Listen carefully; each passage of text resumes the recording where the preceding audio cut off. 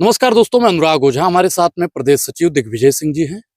Bharatiya Janata party लगातार 27 के चुनाव का बिगुल फूंक रही है। केशव प्रसाद मौर्य जी ने बताया कि 325 सीटों पर इस बार हम सरकार बनाने जा रहे हैं। सर, पहले तो आपका बहुत बहुत स्वागत है। बहुत बहुत धन्यवाद। क्या हाल चाल है आपकी विधानसभा की? बहुत अच्छा है। विधानसभा में जीतेंगे इस बार। लेकिन 325 का दावा कर रही है भाजपा। देखिए, भारतीय जनता पार्टी जनता के बीच में तो 325 नहीं ला सकती। माननीय राष्ट्रीय अध्यक्ष भारतीय जनता पार्टी ने जिस तरीके से बिहार में 200 पार का नारा देकर 200 पार क्रॉस किया, अब कोई ईवीएम की इनकी सेटिंग हो, ईवीएम की कोई व्यवस्था इस तरीके से हो, आंकड़े पहले से ही तय हो जाते हो कि इतनी सीटें जिता के निर्वाचन आयोग को देनी है, तो मैं नहीं कह सकता हूँ। लेकिन 325 की जगह पर अगर ये 125 पा जाएं तो हम लोगों की हार ही होगी। 125 भी है इस बार भारतीय जनता पार्टी को नहीं मिलना है। आपके पास विजन क्या है, मुद्दा क्या है? उनके पास राष्ट्र है, धर्म है, राम है, आपके पास क्या है? बस यही बात है कि हमारे पास ये सभी जो है काम के रूप में है, उनके लिए ऐसे मुद्दे के रूप में है। राष्ट्र भी उनके लिए मुद्दा है और हमारे लिए हमारे पास राष्ट्र प्रेम है, राष्ट्र के लिए काम करते हैं। राष्ट्र जब भी सत्ता में रहे तब राष्ट्र के लिए प्रेम रहा, राष्ट्र प्रेम का काम किए और इनके लिए राष्ट्र एक मुद्दा है। बात यही इतनी है, राम उनके लिए मुद्दा है, हमारे लिए आस्था का केंद्र है। धर्म उनके लिए मुद्दा है, हमारे लिए धर्म जन जागरण का एक केंद्र है। बस यही अंतर है हमारी और उनकी राजनीति में। आपने बताया कि हमारे लिए आदर्श है, लेकिन वो लोग तो कहते हैं कि जो राम को लाए हैं हम उनको लाएंगे। अब ये भी कहना बड़ा दुर्भाग्यपूर्ण है कि राम को लाने वाले लोग किस तरीके से राम सबको लाते हैं, राम सबकी बैतरणी पार कराते हैं, अंतिम समय में आदमी राम राम करता है। तो ये कहना कि जो राम को लाए हैं उनको लाएंगे, ये गाना किस तरीके से बनाया गया और लोगों ने किस तरीके से पसंद किया, ये तो बड़ी समझ से परे है। और किसी भी तरीके से किसी भी धार्मिक पंडित से पूछिएगा तो ये बात तो नहीं सही है। राजनीतिक माहौल बनाने के लिए ये गाना था और राजनीतिक माहौल बना के ये लोग एक बार इसका उपयोग कर चुके हैं। राजनीति के लिए जरूरी मुद्दा क्या है, राम या काम? देखिए, राम मुद्दा नहीं है, यही तो हम कह रहे हैं। राम आस्था का विषय है, भगवान में आस्था है। आस्था जो है वो किसी भी धर्म के समुदाय में हो सकती है, धर्म मुद्दा नहीं हो सकता है। अगर धर्म मुद्दा है तो ये बड़ा ही दुर्भाग्य है देश के लिए भी और राजनीति के लिए भी। राजनीति में बैठा हुआ व्यक्ति जो रेवेन्यू आता है उसको सुचारू रूप से जनमानस के कल्याण के लिए, देश की सुरक्षा के लिए, अंतर्राष्ट्रीय दबाव के लिए लगाने के लिए सरकार में लोग बैठते हैं और वो काम करते हैं। ऐसा है कि राम मुद्दा बनाया जाए या राष्ट्र मुद्दा बनाया जाए, ये कहीं विषय नहीं तो राम और राष्ट्र, आपके पास क्या मुद्दा है? किन मुद्दों पर 27 का चुनाव लड़ेंगे आप लोग? हम बेरोजगारी पे लड़ेंगे, भ्रष्टाचार पे लड़ेंगे, अलगाववाद पे लड़ेंगे। जिस तरीके से जातीय नफरत फैलाई जा रही है, भारतीय संविधान को खतरे में डाला जा रहा है, ये सभी गंभीर मुद्दे हैं। बेरोजगारी की जो चरम है, आज युवा किस स्थिति में पहुंच गया है, आज वृद्धों की क्या स्थिति है जिनको संपूर्ण पेंशन नहीं मिल पा रही है, इलाज नहीं मिल पा रहा है, युवा बेरोजगार है, नई शिक्षा नीति किस तरीके से आने वाले भविष्य को बर्बाद कर रही है, शिक्षा की जो व्यवस्था है, ये सब तमाम मुद्दे ऐसे हैं कि जिन पे हम लड़ेंगे और सरकार बनाएंगे। आपकी लड़ाई किनसे है? लड़ाई तो स्वाभाविक रूप से भारतीय जनता पार्टी से है और भारतीय जनता पार्टी से ही हम लोगों को लड़ना है। आपको अगर कर्नेलगंज से टिकट मिलता है तो आपकी लड़ाई किससे होगी, भाजपा से या फिर किसी अन्य दल से? भारतीय जनता पार्टी से ही लड़ाई पूरे प्रदेश में होगी। तो आप अपने परिवार से लड़ेंगे? हमारा परिवार, क्योंकि अभी स्थानीय विधायक अजय सिंह जी ने कहा कि दिग्विजय जी हमारे परिवार से हैं।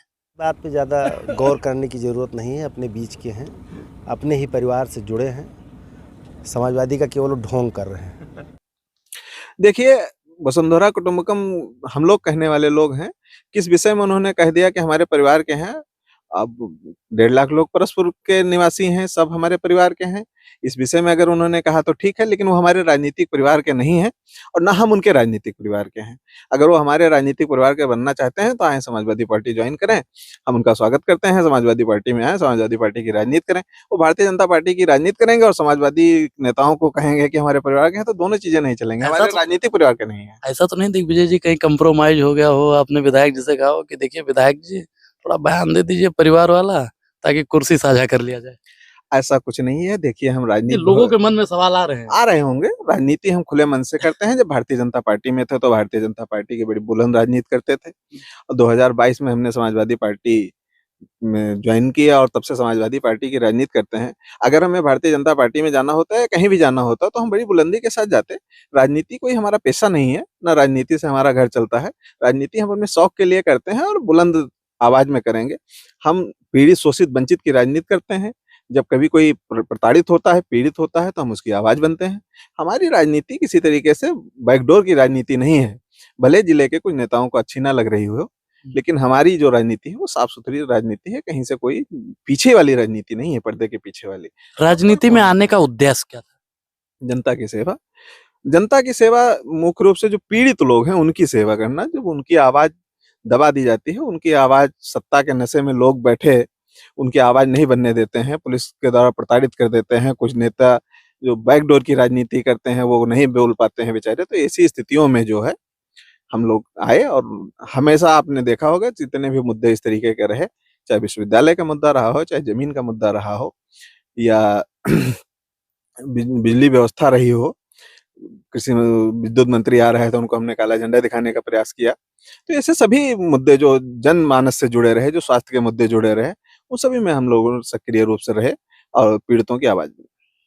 दिग्विजय जी, एक सवाल यहाँ पे और बनता है, जब से विधायक जी ने बयान दिया तब से लोग तरह तरह के बयान दे रहे हैं और कमेंट में लिख भी रहे हैं।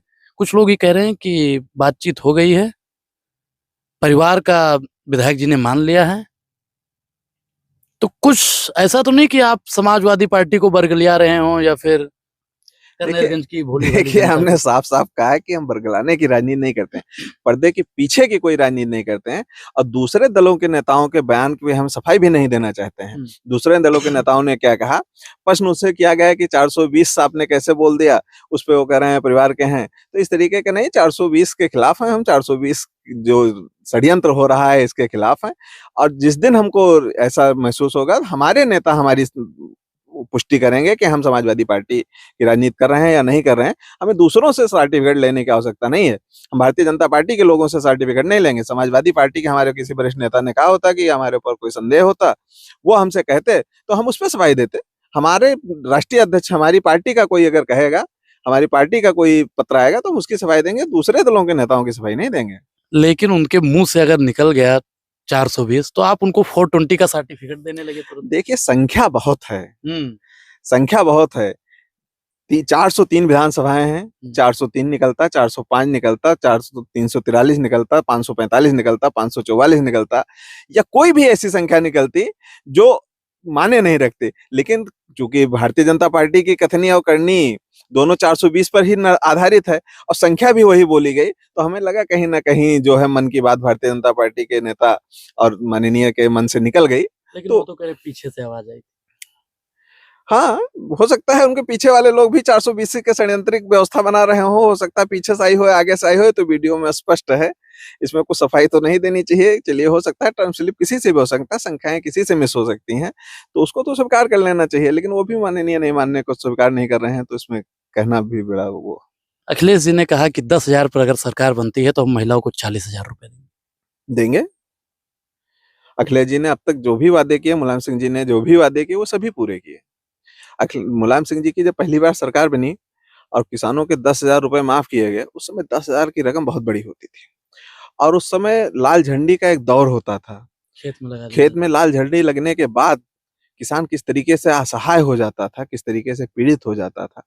और आपको बता दें कि लघु और सीमांत किसान अगर आज जिंदा है तो मुलायम सिंह की वजह से जिंदा है। जो केसीसी पर उन्होंने एक रोक लगाई कि लघु और सीमांत किसानों की जमीनें नहीं हड़पी जाएंगी, परिस्थितियां कोई भी हो, आप उनको ब्लैक लिस्टेड करिए, दोबारा लोन ना दीजिए, कुछ भी करिए, लेकिन उनकी जमीनें नहीं आप हड़प सकते हैं। तो इस कानून के आने के बाद तमाम किसान आज जीवित है। नहीं तो हमको लगता है कि 70 से 80% किसानों के पास केसीसी होगी और 60-70% किसानों की केसीसी डिफॉल्ट होगी। तो आज क्या हश्र होता, ये उद्योगपतियों की सरकार में किस तरीके से किसान ठगा जाता। यहाँ पे आपको रोकेंगे, आपने कहा उद्योगपतियों की सरकार, मोदी जी की सरकार है या उद्योगपतियों की सरकार है? उद्योगपतियों की सरकार है। मोदी जी तो बड़ी व्यवस्था में बेचारे शासन कर रहे हैं। कहीं आप देखिए कि जहां मोदी जी विदेश दौरे पे गए हों, वहां से कुछ भारतीय जनता पार्टी के लिए तो भारत के लिए तो लेके नहीं आ पा रहे हैं। या तो वो भारतीय जनता पार्टी के लिए लेकर आते हैं, या फिर वहां पर कोई अडानी जी का एक सौदा करा के चले आते हैं। जिसे किसी भी विदेशी दौड़ों को देखिए, उसके बाद अडानी जी का वहां एक टेंडर जरूर हो जाता है। तो आप कुछ भारत की सरकार कहेंगे या उद्योगपतियों की सरकार कहेंगे, एक बार सोचिएगा वजह जी। लेकिन ये सर्टिफिकेट देने का काम कर दिया आपने बकायदा कि मोदी जी की सरकार नहीं है, तो आप मान गए? देखिए, हम प्रमाण के साथ कह रहे हैं, हम जो परिस्थितियां बनी वो कह रहे हैं। बांग्लादेश हमारा दुश्मन है, बांग्लादेश से हमारे संबंध ठीक नहीं है, नेपाल से हमारे संबंध ठीक नहीं है, हम अपने पड़ोसियों से अपने संबंध नहीं ठीक कर पा रहे हैं। देखिए पाकिस्तान से तो हमारी लगातार लड़ाइयां चलती रही हैं, लगातार हमारे संबंध खराब रहे हैं। सरकारें किसी की भी रही, भारतीय जनता पार्टी की रही, कांग्रेस की रही, जनसंघ की रही, किसी की भी रही, हमारे संबंध नहीं पाकिस्तान से नहीं सही रहे, लेकिन अन्य देशों से तो हमारे संबंध ठीक थे। अपने पड़ोसियों से विदेश नीति फेल है, आर्थिक नीति फेल है, रुपया 90 के ऊपर चल रहा है। यही प्रधानमंत्री जी भाषण दे रहे थे कि जब रुपया गिरता है तो प्रधानमंत्री की साख गिरती है, देश की साख गिरती है। आज वो साख कहाँ चली गई? उन्होंने कहा अमेरिका को लव लेटर लिख रहे थे मनमोहन सिंह, आज उस ट्रम्प्स नमस्ते ट्रम्प्स का कार्यक्रम कहाँ है? तो अपने बयानों से पलट रहे लोगों पे विश्वास करना भारतीय लोगों को नहीं करना चाहिए। भारतीय लोगों ने लगातार उनको मौका दिया, तीसरी बार वो सरकार में।